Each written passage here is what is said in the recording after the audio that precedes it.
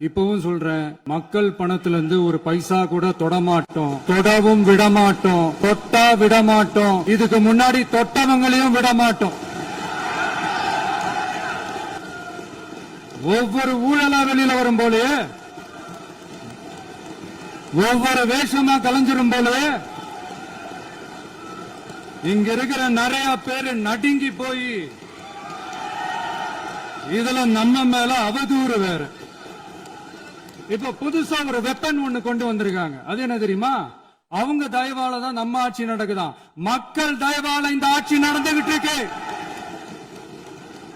மனசாட்சி உள்ள சக்திகளோட ஆதரவால இந்த ஆட்சி நடந்துகிட்டு இருக்கு. நாங்க தான் அனுப்பி வச்சோம் அப்படின்றாங்களே. அனுப்பி வச்சவங்களுக்கு மினிஸ்ட்ரியில இடம் கொடுத்தா ஏன் கதறீங்க? ஏன் இவ்வளவு கோவம்? ஏன் இவ்வளவு கதறல்?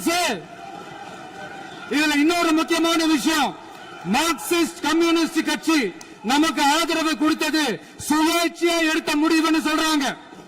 அதே மாதிரி இந்திய கம்யூனிஸ்ட் கட்சி நமக்கு ஆதரவு கொடுத்தது சுயேட்சையா எடுத்த முடிவுன்னு சொல்றாங்க.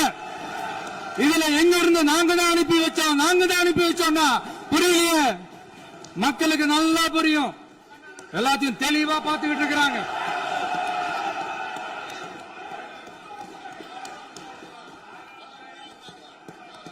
முதலமைச்சர் கண்டினியூ பண்ணலாம். மாண்பு முதலமைச்சர்